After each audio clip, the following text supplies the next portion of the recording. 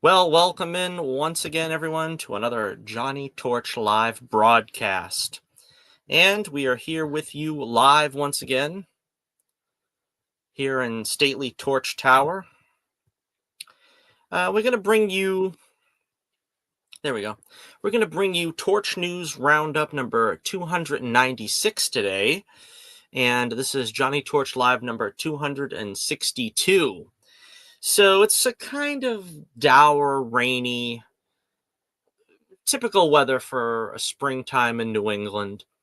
And I figured, well, let's see if we could find some news stories that I didn't get to last week. And let's see if we can get a nice rainy Monday morning, well, afternoon, perhaps morning where you live, I don't know, uh, live stream going and see if we can get some enthusiasm up for some of the more exciting things coming our way. We got a lot of stuff to talk about. Mostly we're going to get into Spider-Man 4 and some of the updates that I've missed because we haven't really talked much about Spider-Man 4 or Spider-Man 4, as they say up here in New England.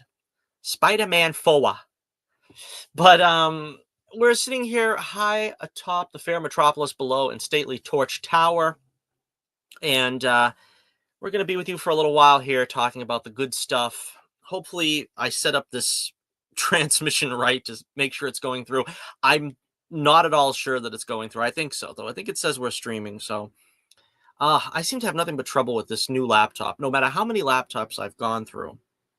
And boy, I've gone through more than I would care to admit. But I'm always having difficulties. Something is going to crash at some point, and I'm going to end up losing all the files I selected here. I just know it. So I'm trying to keep an eye on everything at Command Central here while I am sort of welcoming you into the show. So welcome to the show. If you haven't tuned in lately, what the heck is wrong with you? We've been doing this long enough, right? But as a matter of fact, I was trying to see if I could simulcast to Twitter. That was another thing I did shortly before the broadcast, but apparently you have to pay. And, paying is bad. And free transmissions are good. So we're just going to stick with YouTube for now until hopefully maybe someday in the future we'll get a little more affluent and we'll be able to afford multiple platforms. Speaking of which, we are going to hawk our wares here as we always do, if I can remember how to do this every single time. All right.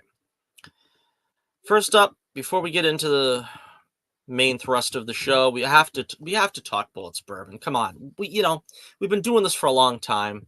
You know that the business comes first, before we get to, the talking about shop. Hi, Hunter Iggy. Hunter's there. We'll talk about the show in a few minutes. But right now, we got to say Adventures of Bullets Bourbon Private Eye, number 13, issue 13, coming up very soon. Again, a lot of work still needs to be done on this. I've been doing a lot of work on the coloring. And again, with the laptop being not completely reliable, it feels like it's taking a lot longer than it should. But again, this is one of my favorite stories. This is one of the best stories I think I've ever written, and I'm really excited about it. We have General Diesel, as you see here on the right. He brings his posse into Stark City, and his goal is for world domination. And he's going to begin in Stark City, and his power set is sort of unique, at least in the Bullets Bourbon universe. Bullets is used to fighting crafty villains and, foes with different power sets like Pencil Neck. But General Diesel is a strong man. He's got genetically augmented strength from his genetically altered physique, which when he is charged up, as you see him here in this state, that's what gives him the strength and power to be almost unstoppable. And it's going to be quite difficult for Bullets to face him because Bullets, as you could tell by his name, is very proficient with a gun and so forth. That doesn't work on General Diesel. He's completely bulletproof and extremely strong. He's got about, I would say, about 10 times the strength of a normal human. And this, to a slightly lesser extent, is true of his posse, which he's brought his posse here, which is known as the Battery Pack. And this is going to be pretty exciting because these 3 issues are what we're calling the openers of season 2.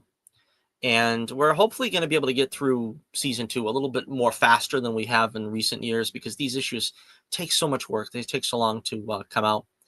And as I mentioned last time, if you want to check the link in the description below, we fully revamped and updated our merchandise store. You can get Bullets Bourbon artwork there. I'm going to be working, hopefully, when I get some time after the holidays. Of course, next week is Holy Week. But after the holidays, I want to see if I can work on maybe getting some unique art things up on Redbubble and, all the other places. I'm pretty much on like 3 or 4 different places.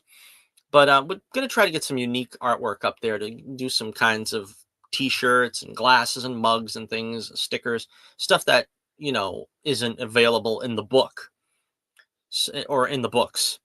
So we're going to be working on that. But it's all revamped, so check those out in the link in the description below. It'll say the Bullets Bourbon store on my website, and you can look there and you can see all the goodies that I've already got up there. Mostly covers of various issues and a couple of pinups from different back pages and so on and so forth.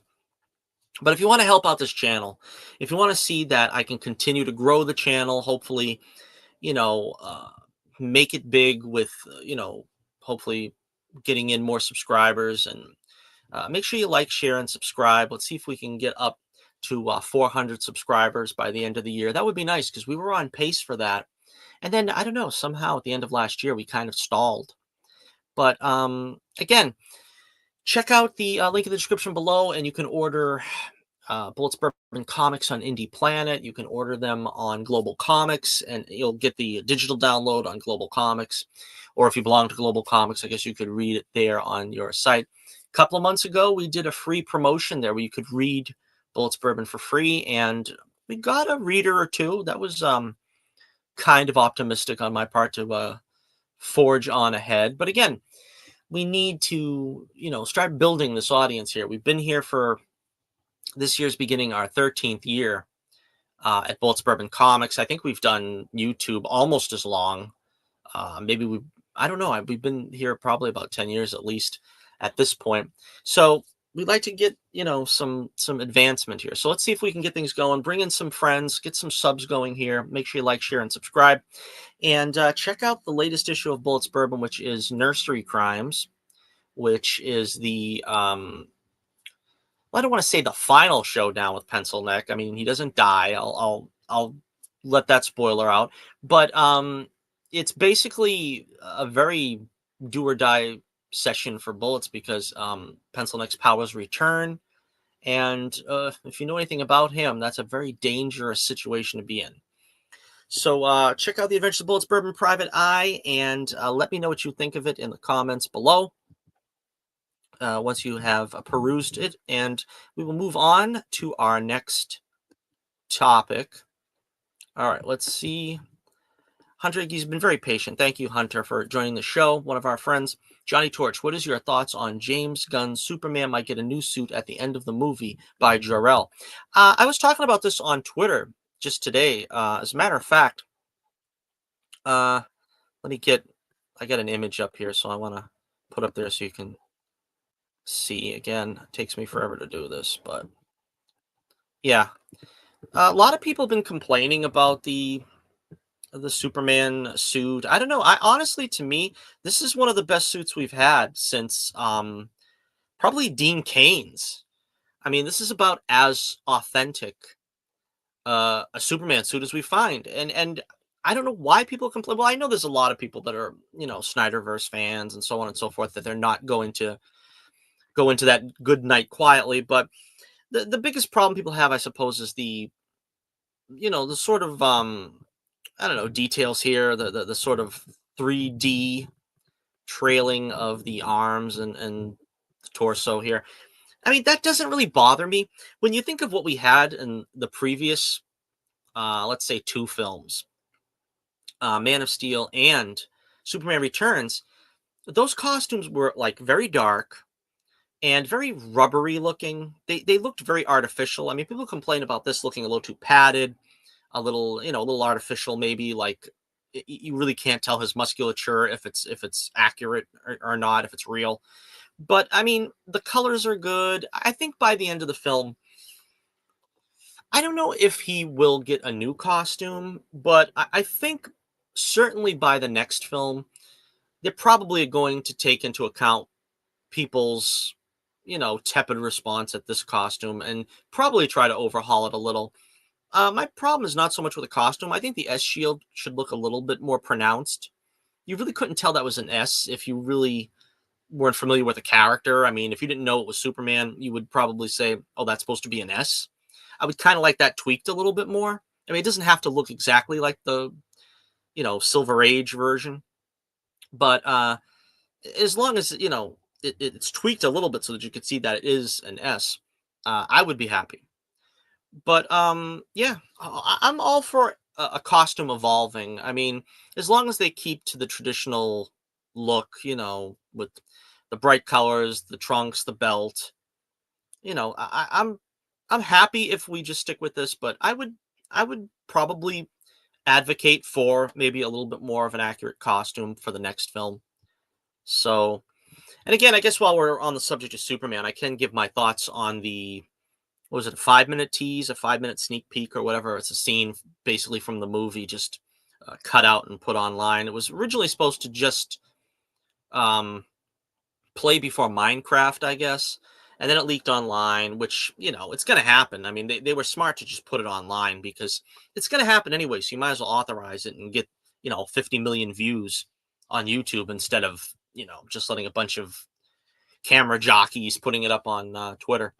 But yeah, I mean, I liked the scene. I mean, a lot of people are making fun of it, like, oh, crypto, he's jumping on him. He's acting like a playful dog. I guess those people don't have dogs or have never had a dog in their life, because I know that's exactly the way, an affectionate dog will act. And, I think Gunn is smart. You know what I mean? They're basically using crypto in the promotional stuff to win over the normies, the same way that Baby Groot and Baby Yoda became a phenomenon. I remember back in the days of like the 90s when, I don't know if anybody of you are old enough to remember this show, but dinosaurs came out and they had that stupid looking baby puppet everywhere. And all the girls, the teenage girls, and all the kids were all crazy about the baby, not the mama, and all this and that. So it's an old gimmick, and it always works. So, I mean, they'd be stupid not to play up crypto. Is he going to be in the movie more than just this scene? I imagine, apart from what we've seen here, he's going to be in another like 3 minutes. So, people acting like this is like, going to detract from the movie or something, I don't think that's going to be the case. But also, the other thing is, the complaint was, oh, Superman is screaming in pain because these robots are exposing him to the full power of the sun. And the idea is not that he's hurt by the sun, but that his bones are mending and his, organs that were injured are healing and this and that. I mean, people are just looking for things to complain about in this film. And it's basically the Snyder Bros. I mean, I put the blame on them because, it's nothing is ever going to be good enough for them. And I kind of feel like we went through this with the Nolan fans after Batman, or during the Batman Dark Knight era, when it was like nothing could touch the hem of Nolan's cape, that he was the only one that could do a gritty and real. And then we had the fallout of that, which was everything was gritty and real. The Amazing Spider-Man was gritty and real. Man of Steel was gritty and real to the extent that a Superman film could be. And that's a very unhealthy place to be when you just can't get over one director or one sort of view of a character. A lot of people accuse us, like old school fans, OG fans, of being that way with Christopher Reeve. And at least in my case, that's why I point out things like this about the suit, because the suit looks fine. And if I was an OG purist as badly as some people are, or some people act like we all are, I would be saying, oh no, he has to have the tights. he has to have the lycra bodysuit, and he's got to have the trunks be like skin tight, and he's got to have the S shield. But no, I mean, this is reasonably well done. This is good enough. I am not going to complain about it has to look exactly like the Christopher Reeve version. You want to tweak it a little bit for the modern era, fine. I'm not going to complain. I mean, I'm not crazy about it, to be honest. Like I said about the S changing and tampering with the look of it, but it's not going to ruin my overall enjoyment of the film. And certain other things, like already I can tell in this film from the trailer what we've seen, they're going to have Lois already know he's Superman. Again, I don't like that. I don't think we should do that. But with it being the modern era that it is, for some reason, we've always got to have Lois know, and it just is what it is. And I kind of feel like the same thing with the if anything, this is going back to the Silver Age a lot. We're talking about the robots here. The robots were a big thing in the Silver Age, and they kind of brought them into it a little bit more in recent years. But the idea that the Fortress of Solitude is not some like damp, cold chamber that only Superman sits in isolation to watch old holograms of Jor-El. There's actually there's a zoo. If you read the Silver Age comics, there's a lot going on in there. There's robot attendants. There's the Bottle City of Kandor maybe in there somewhere. I mean, this opens up a whole lot of possibilities of great stuff for the Silver Age fan. And I don't think there's enough of them that are vocal about that, because they just get stuck in their own ways of, well, we want it to look just like Reeve and this and that. Well, there's a lot of stuff that we can also dip into in the comics that are just as good as the two really good Reeve films. Again, there's a lot of stuff to go over with this. And I think another thing is, as I was talking about on Twitter, one of the things that I'm wary of this, and I'm not entirely thrilled about the way they've done the marketing, because Tyrone Magnus was making a big deal about this, and that kind of made Twitter news for a while. The sneak peek, and oh my goodness, he's in pain and it's ridiculous and everything. I don't agree with much of what he said in that video, Tyrone, but he's right in the sense that I don't think, and I've said this before, that you start the promotion on an injured Superman. Because, and again, I don't want to belabor this because I think I've done a video or two of this before, but since we're on the subject, I'll just go over it again. But Superman should not be roughed up this badly outside of a doomsday threat. Doomsday can do this to him, rupture organs or whatever, and fracture bones and this and that. But this is sort of done just to appeal to the normies who are like, I don't like my Superman being overpowered. I don't like him, going through a nuclear explosion and then smiling, and he has to get roughed up. Well, I mean, the problem is, I don't feel like Superman can never get roughed up. So just to correct that assumption. But I have to say, where do you go from here if you start this? That's the reason why in the first film, the Donner film, Superman is like not, he's not challenged physically that much. We get the bullets bouncing off him. That was in the director's cut or whatever. And then later on in the second film, when he loses his powers and he bleeds for the first time, that becomes an amazing scene. It's an amazing issue that he has to deal with. He's never experienced pain before in a real sense. He's never seen his own blood before. And so when that happens, it was the first time he ever had to really fight back. And I don't think we get the sense of that here, because where do we go from here? He's already gotten beaten up and his butt kicked from here to, the fortress.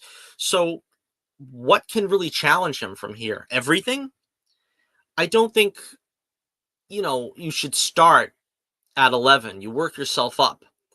We got to start with a smaller challenge. At the end of the film, maybe he gets his metal tested a little bit more, and he gets, a sense of, I don't know if I'm up to the challenge or something like that. But to have him like already, I was listening to your boy Zach reviewing this, and his take was sort of like he's got the injuries of like a vehicle accident, and that's what I mean. I mean, you can't go straight to him being like he was run over by a truck, like a normal person getting hit by a truck. You have to kind of start slow and get him to a point where we've seen him do what he can do, and now he's really challenged. And again, this might be near the end of the movie or whatever. This might be a third act thing where he comes back or whatever. But I mean, yeah, that was my main concern going forward from here. All right, so let me know what you think about the Man of Steel returning in the new James Gunn Superman movie. And we will move on now. We've got a few other things to talk about. And first off, we've got some images from the new Lantern series. And I talked about this before. I'm not really a fan of what they're doing here. This is apparently, it looks like, I don't know. I mean, what is this? Jon Stewart just escaped from jail or something? That's what it looks like to me. I don't know what he's got there in his hand. And I mean, I don't know. Maybe he escaped from a hospital. It just, honestly, I don't know. Let's see. There's another one here. See if I can get the second image up.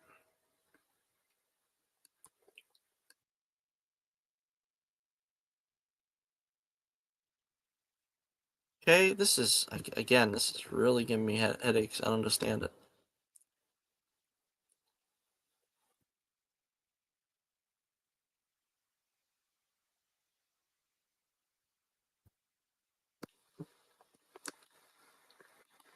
Apparently this is frozen. And I cannot continue on. Wait a second.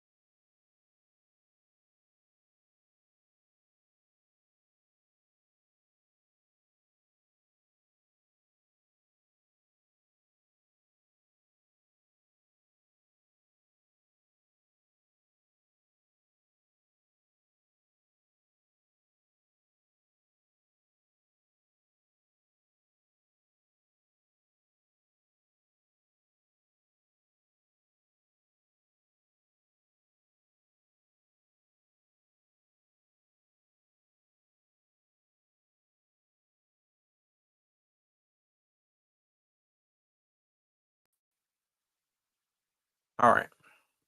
Is this working now? I hope so. I am going to continue on as if whatever just happened didn't happen. I don't know. All right. That's what I mean about this laptop. It froze, and I don't know. Maybe I'll go back and try to excise that. I don't know exactly what went wrong there, but we were in the middle of talking about lanterns and the ridiculousness of this. I don't know. I didn't ask for this. I didn't want this. I don't know. I mean, it's kind of strange. It looks like, as I said in a previous video, it looks like of Mice and Men. I mean, you got Jon Stewart looking like he's escaped from prison. Now he's got a gun in the back of a car or something. They're not doing really too many fantastical things, I don't think. Well, we'll look at the copy and see what they actually say. All right. Let's see. Lanterns is currently shooting in Atlanta, and Aaron Pierre has been spotted on set. His superhero costume is nowhere to be found. We don't even see his Green Lantern Corps power ring, and he is carrying a gun into battle. Fans have wondered how Lanterns will portray these heroes, particularly on a television budget. HBO doesn't shy away from investing heavily in its offerings, but several episodes of CG-heavy Green Lantern action would soon add up. Depowering Hal and John for a while may help. Lanterns has been described as a grounded story. Nathan Fillion has been confirmed to return as Guy Gardner. He says, Fillion says, I'm going to be Guy Gardner, a Green Lantern, not the one you're familiar with, but a Green Lantern, the one no one likes. Kyle Chandler has yet to be spotted on set as Hal, so here's hoping this is just the first of many set photos to come. There will be a cosmic element to Lanterns. The Guardians of Oa and Sinestro are confirmed to appear, so they're going to get those little blue head guys in pretty soon, I'm pretty sure. So that's good. How much of that we will see on Earth remains to be seen. Gunn said the costumes will be practical, not CGI, so there's a chance we'll get to see Hal and John suit up in due course. The problem with this is I don't think it's going to be all that often that they're going to be in costume. I think this is going to be a, like a CW version of the show. It's going to be more, gritty than a CW version because, they're going to have the, again, from what I understand, there's going to be marital infidelity going on between the Lanterns and whatever. But it's going to be, almost like Netflix with Daredevil, the way I've complained about Daredevil Netflix. And we'll talk about Daredevil. That's going to be wrapping up soon. I'd love to talk about that show. I don't think it's getting a fair shake by a lot of people. But then again, people don't have two brain cells to rub together, I've come to understand. What are you going to do? But, I mean, this is going to be like Netflix Daredevil. It's going to be 3 episodes of gritty crime drama, 1 episode of a real fantastical, action set piece that is going to knock everybody off their feet. Oh, look at that. Wow, they did it all in one take or whatever. But then they'll go back to 3 episodes of being boring. And then they'll come back and they'll do a real engaging set piece. That's kind of what we have to deal with these things on television, which is why I really wish we had Daredevil and Green Lantern as movies. They really are better suited for movies. Let's finish reading the copy. DC Studios' Lanterns follows new recruit John Stewart and Lantern legend Hal Jordan, 2 intergalactic cops drawn into a dark Earth-based mystery. Oh boy, that sounds exciting. 2 intergalactic cops fighting on a Earth-based mystery. They investigate a murder in the American heartland. Chris Mundy from True Detective Night Country is serving as a showrunner and executive producer, and will still write with Damian Lindoff and Tom King. The cast includes Aaron Pierre as John Stewart, Kyle Chandler as Hal Jordan, and Ulrich Thompson as Sinestro.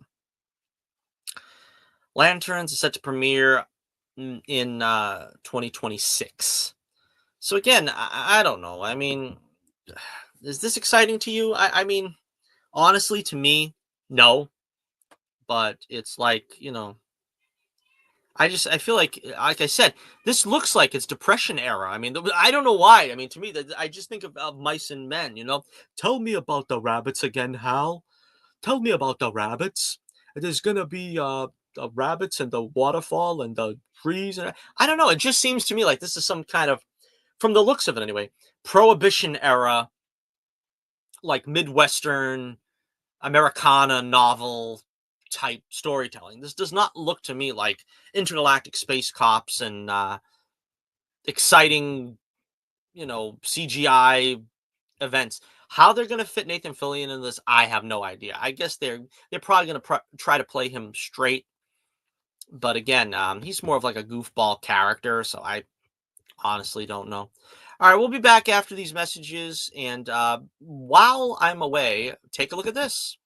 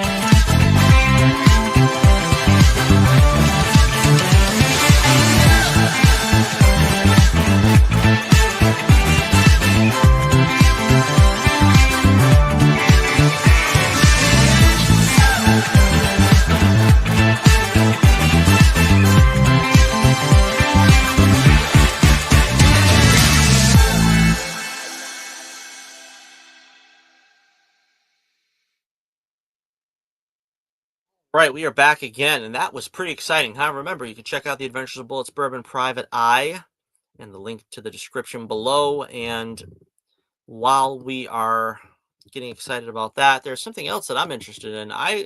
I'm feeling hopeful now about this. I honestly am. The Masters of the Universe movie, big Masters of the Universe fan I am, and I really despaired of us ever getting a legitimate good take on these characters. But apparently, at least, apparently, we've got talk from CinemaCon, which happened not too long ago. And I'm not really going to talk about CinemaCon too much because all that's kind of gone over. We really don't have any knowledge that we don't know. But people have seen a sizzle reel here for Masters of the Universe and have been saying some pretty, they've been raving about it. Let's put it that way. And we'll talk about the copy from people that have seen it. Universal Pictures and Amazon MGM Studios took center stage at CinemaCon to put its spotlight on the long-awaited live-action Masters of the Universe reboot. There was no trailer, but a sizzle reel featuring snippets of footage from the movie set. The preview saw star Nicholas Galitzine getting into He-Man shape with a shot of him rocking the character's classic costume and haircut, drawing cheers from the crowd. It sounds like some huge sets have been constructed in London, many of which recreate locations on Eternia. So again, they're saying that the costuming is good. Now, I also seen on John Campea them talking about it, and they really were also saying how amazing it is that they're going to do the actual costumes like you see there below. They're going to make it look like the cartoon. This is something that I've always wanted to see. Like I said last time we were talking about this, in the original movie, like Tila is in like a light blue jumpsuit, which was like really bizarre. Man at Arms costume I don't think was too bad, but it was like the color was like off.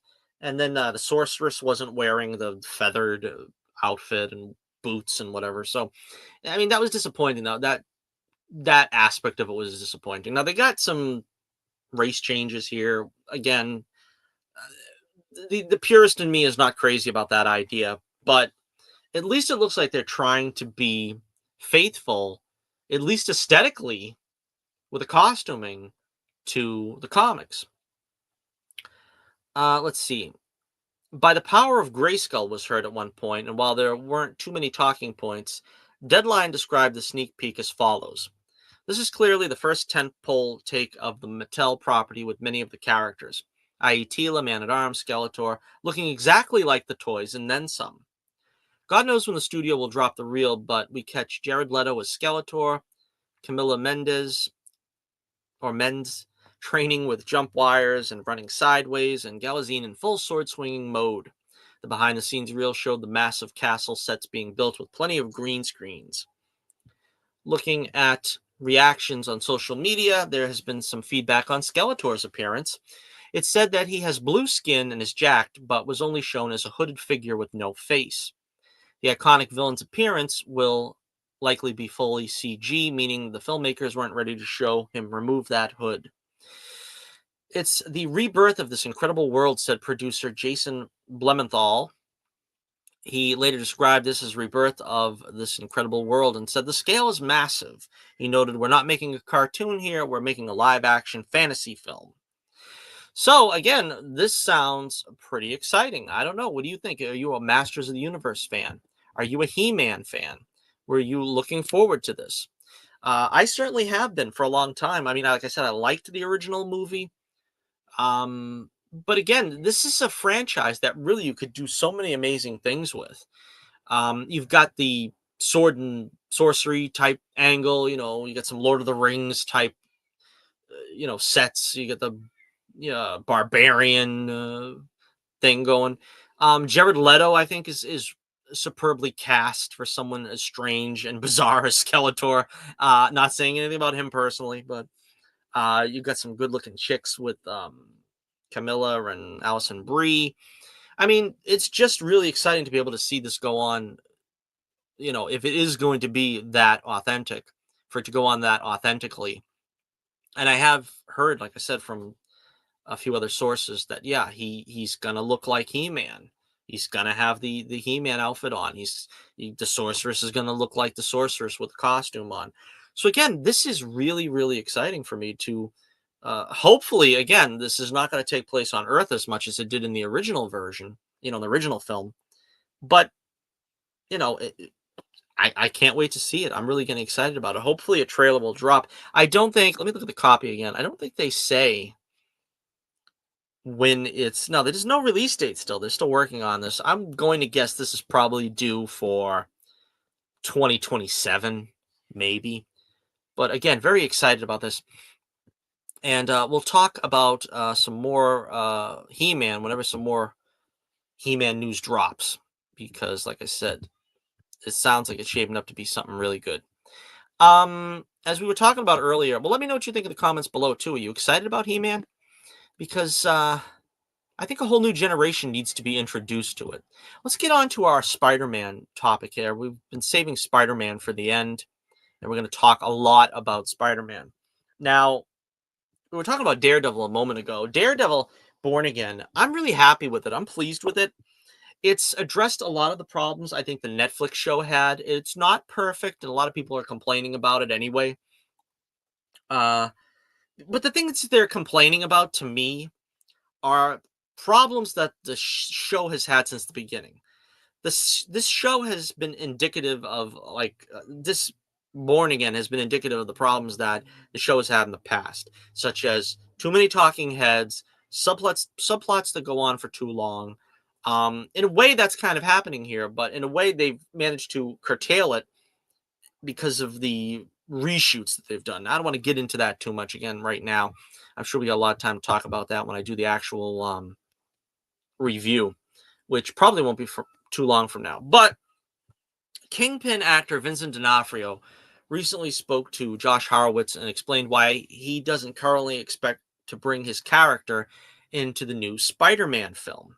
Now, I admit I only wanted to do this story just so I could read the copy of Vincent D'Onofrio in Kingpin's voice. So let's see if I can do this good. I had a lot of fun doing that when I was doing Ben Mendelsohn's voice, trying to do an impersonation of him. Let's see if we can. Let's see if I can do Kingpin's Vincent D'Onofrio. The only thing I know is not positive.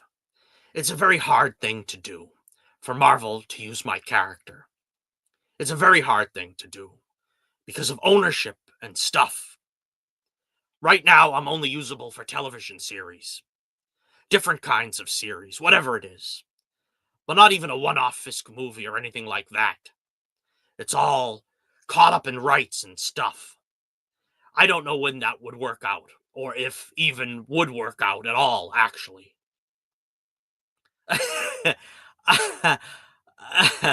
So that's my Vincent D'Onofrio Kingpin voice, and that is what he had to say about the possibility of it. I think to get into the actual behind the scenes of it, I'm pretty sure Sony has the rights to the movie Kingpin. That's why they wanted to make Daredevil a TV series, I think. And they way back when they did it with Netflix, they sold the rights to but they didn't sell it, but whatever they did, they made an arrangement, they leased it or whatever to Netflix on the basis that they couldn't use Kingpin in a film because of the ties to Spider-Man, and of course, Sony owns Spider-Man. Now, this is kind of, it's a very prickly situation because, all right, Sony can use all the villains, but then again, Disney gets the pick of certain villains that they want for their Spider-Man movies. And, and it's difficult because it seems like they get first pick, the Sony people. If they want Craven, they're going to use Craven. I suppose there's been a lot of times when, you know, Marvel has like negotiated back and forth who they wanted to use. Now, I think it's something like that. And it's something like in the same way, Universal has problems with the Hulk, and you can't do a solo Hulk movie. You can put the Hulk in as a guest star, but he can't like head a movie, otherwise Universal's gets paid. And if you do the Hulk on a TV show, I don't know how that works. Maybe I don't know because they got She-Hulk on TV. I don't know.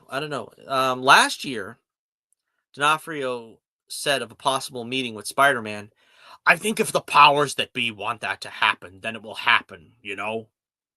I think there certainly hasn't been any kind of talk that it's not going to happen. I mean, to me, the direction we should go in. But who knows? You know, you get these calls and they're all like, oh, we're doing this now. I'm like, okay. It's like that." So, again, we'll see. We'll have to see. But it would be great to see, them have a more cohesive New York ground level thing. I like to see Spider-Man show up on Daredevil just for like 2 episodes or something, and he helps him out with some kind of problem. And that's kind of I really want to see more supervillains also in Daredevil. I mean, I know it's a street level type thing because I said before I like to see Daredevil and Avengers so we could see him go off against like the big threats. But I mean, when you look in the Daredevil comics, he also has a lot of heavy hitters that I don't know if they're ever going to get to because take Muse, for instance. He's just a serial killer. He's Victor Zsasz. You know what I mean? He's not really that exciting. But if you got someone like Gladiator with the buzz saws and crazy things and stuff, we need some like really guys that can pack a punch. Those are powerful guys that he can test his metal against. That would be a lot of fun and more fun than a character like Muse, if you ask me, anyway. All right. This was the big news a few weeks ago, and we did not cover it yet, so we will cover it now. Sadie Sink. Sadie Sink is running. You see what I did there? Yeah. Sadie Sink is in the running to play an important character in Spider-Man 4. And there's been a lot of speculation on who she's going to play. Now, obviously, the fact that she's a redhead with pale skin and blue eyes means the last person she's going to play is Mary Jane Watson, unfortunately. So I think, to be honest with you, I think that the odds on favorite are probably that she's going to play Mary Jane Watson. The problem with that is, I think, because there's two ways to look at it. On the one hand, they never cast someone who looks like the character in the role. Zendaya was cast as MJ, and then you've got Betty Brant in the MCU looking like Gwen Stacy. So they could just be casting her for someone like Deborah Whitman or someone just like in Spider-Man 3 when they had Bryce Dallas Howard playing Gwen Stacy and she's a natural redhead and they made her a blonde. It's the same thing here where they could be casting her for anything and she could be Felicia Hardy. They could make her a blonde. Nobody knows the depths of stupidity that the casting directors of these films have. But what I think is probably going to happen is they're probably going to have her as Mary Jane. Well, then of course we've got the rumor mill has it that she could be playing Jean Grey, that this is going to be some kind of tie-in to the X-Men, that they're going to make her Firestar perhaps, which wouldn't be bad. I mean, we haven't had Firestar really be a thing since the Spider-Man is Amazing Friends. But I think what they're going to do is they're going to make her Mary Jane Watson. They're still going to have Zendaya in the movie because, well, she's still dating Tom Holland for one thing. I think I didn't know if they're engaged or whatever. Chances are they're going to put her in the movie as Mary Jane, Sadie Sink, I mean, just to give fans like that glimpse of, well, he met the actual Mary Jane Watson, but he's really fated to be with MJ, the Michelle Jones version of the character. And, he's going to wind up with her. She's going to remember again or whatever. But he had his moment with Mary Jane Watson. And that's just the kind of thing that I would expect to come from Marvel because they've been like disrespecting the Peter Parker Mary Jane relationship in the comics for like 20 years now, maybe even longer at this point, like 25 years. And I get it in a sense because like I said, I've never been a fan of Peter being married. I think that takes away from the everyman aspect of Spider-Man. When he's married to a supermodel, he's not the everyman anymore. He's, the luckiest man on the planet. Like I said, that was like me at like 17 years old thinking I was going to be dating Kathy Ireland. You know what I mean? I kind of lost that being able to connect or see myself in Peter Parker when he's married to a supermodel redhead. It just don't work. So, I mean, I don't really mind that they want to sort of back off from him being married and this and that. That's fine. But to completely sever his ties to Mary Jane, that is wrong. And I think if they continue doing this in the films, it's going to be wrong as well here. So let me read the copy. I guess there's nothing here that I didn't already say, but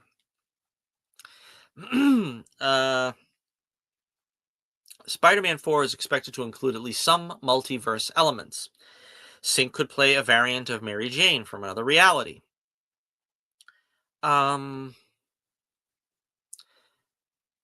Deadline confirmed that Holland's old castmates will have reduced roles while newcomers are added to the ensemble, with Sync being the first major role. Some pretty wild rumors relating to the film have been doing the rounds. If every report was to be believed, Tom Holland's next adventure as the iconic hero would see him join forces with Tobey Maguire and Andrew Garfield's Spider-Man, Venom, Ghost Rider, Black Cat, Daredevil, and the Punisher to face off against Mephisto, Kingpin, Vulture, Null, and an army of symbiotes. Yeah, that's probably not going to happen.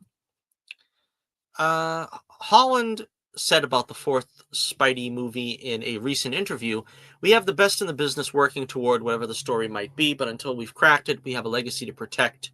The third movie was so special in so many ways that we need to make sure we do the right thing." Spider-Man was pushed back from July 24th, 2026 to July 30th, 2026. I'm pretty sure, again, if I were to venture a guess, I think they're going to make her Mary Jane Watson, but again, what they do with her as Mary Jane Watson, uh, that's yet to be established. I think she's just going to be sort of a plus one. You know what I mean? She's going to be another character of many. The film also has got a title now. It's called Brand New Day. And I said, I think I know who could sing on the soundtrack of that movie. I have a feeling. I know a guy. He was with a group a few years ago, and I don't know. I think he could sing the theme song to the film. I'm not sure if he'd go for it, but I don't think he's been doing much lately. All right, so before we wrap it up, we've got a couple more things to talk about here with Spider-Man. We've got a villain apparently going to show up. Yeah, let me get the copy ready for this. Let's see. Apparently, the idea is going to be a new villain, or at least a newer villain. Let's see. I didn't put a headline on this one, so I don't know where to stop reading and start the other one. All right. Daniel Richman claims Spider-Man Brand New Day is looking to cast an Asian actor between the ages of 30 and 50 for a major role. Now, the first thing you think of with that is, yeah, Mr. Negative, because he's the only real Asian villain. I don't want to say in all of Marvel, but I mean, at least in Spider-Man, he became famous mostly from the video game, I think. I don't know if they had him in the comics before that. They probably did. But if there's going to be an Asian villain, you would think it would be Mr. Negative. Although, this is another case of, with DEI being what it is, I mean, they could make this be Dr. Octopus, you know what I mean? And make him Asian. I don't know. They also said that there was going to be a female villain in this film. That's probably going to be Dr. Octopus. So, I don't know who else who else are they going to use then? But I don't know. I mean, I don't know enough about Mr. Negative beyond the video game. I mean, he's a guy in a suit that looks like, a negative, a literal negative from a photo. So I don't know. Let me read the copy. We'll see if we learn a little more about this. The prevailing theory online is we'll finally see the web slinger battle Mr. Negative in live action. The villain was introduced as one of the big bads of the brand new day era in comics and has taken center stage in the Spider-Man video games. On the page, Martin Lee is a Chinese immigrant turned crime lord who gains his powers after being experimented on with a drug called Shade, transforming him into a superhuman with split personality. As Mr. Negative, he wields dark energy, can corrupt others' morals with a touch, and leads the Inner Demons gang in New York's Chinatown. His Martin Lee persona is a philanthropist running the Feast Shelter, helping to mask his criminal side. A frequent Spider-Man foe, he's driven by revenge against his former captors and desire to control the underworld. His dual nature, benevolent Lee versus ruthless Negative, creates a fascinating internal conflict, making him a complex antagonist for Peter Parker. Well, I guess that's about it. While Mr. Negative isn't a classic Spider-Man villain, he does have a storied history with the web slinger since debuting back in 2008.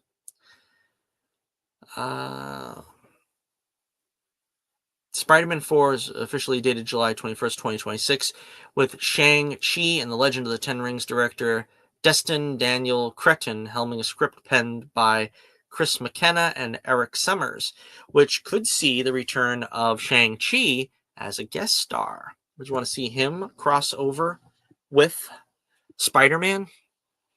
I could see a lot of other heroes I'd rather see him cross over with, such as Daredevil. But anyways, yeah, I mean, I think the odds are it's probably going to be Mr. Negative. I mean, there's so many better superhero villains, Spider-Man villains that you can put in the Spider-Man film. He doesn't have any shortage of villains, but I think with the whole multiverse thing now, they're really boxing themselves in, because how do you do Electro again when you just had him in the last movie from the Amazing Spider-Man franchise? How do you do Dr. Octopus again when you just had him in the last movie and he was a big, big, big part of the Tobey Maguire franchise? You can't do it. And so now we're going to get stuck with like the D-list Spider-Man villains. I mean, they used a couple of A-listers, the Vulture. These were leftovers. I mean, Mysterio. And those movies were pretty bad. And, that's what we were left with. So this is going to be the only game in town now, because Sony also blew the wad on a lot of other villains he could have used, such as Kraven and Morbius. And at least these were like old school bad guys. We're still waiting for Black Cat to show up. I know a lot of people think, and it's probably true, that Sydney Sweeney probably would be really good as her. She was Spider-Woman if they ever choose to do a spinoff of Madam Web. I doubt they'll ever do a sequel to Madam Web. But there you are. All right, so much for the show today. What grabbed your interest in those stories? Let me know what you think in the comments below. What are your thoughts on any of the stories that we did today? Spider-Man movie, you got any hope for it? I mean, if they have a reduced role for those other characters, the original characters, maybe you'll get my interest. I mean, I feel like the MCU has ruined Spider-Man at this point. I mean, making him, as has been affectionately referred to as Iron Boy Jr. or whatever. From that to Hot Aunt May, Uncle Ben not ever being mentioned. I mean, they did basically Vulture as Green Goblin. And instead of Harry, we had Liz Allen. They just did everything backwards with Spider-Man in the MCU. And again, I like Tom Holland. I don't think he was bad as Spider-Man, Peter Parker, but they just didn't give him any stories to do. I mean, outside of Civil War, I guess Infinity War too. Although I think that one's kind of overrated, Infinity War, but it was okay. I don't know. I mean, Spider-Man, they just haven't hit the sweet spot with him yet, story-wise. I mean, we've got, No Way Home was good, but it was basically on the basis of incorporating so much, Tobey Maguire, Andrew Garfield stuff that made that as popular as it was. So there's that. And, we just got to wait and see what happens. All right. So happy Easter to everyone if I don't speak with you again until then. And please make sure you like, share, and subscribe. And check out the Adventures of Bullets Bourbon Private Eye here in the link in the description below. You've got the link both to my web page and to my Twitter account, so you can always keep up with what I'm doing. Let's try to get some subscribers going here. Let's see if we can hit 400 subs by the end of the year. It shouldn't be impossible. We're already quarter of the way there. All right, so until next we meet, this is Johnny Torch reminding you once again, keep the flame burning brightly, and I'll be with you again real soon.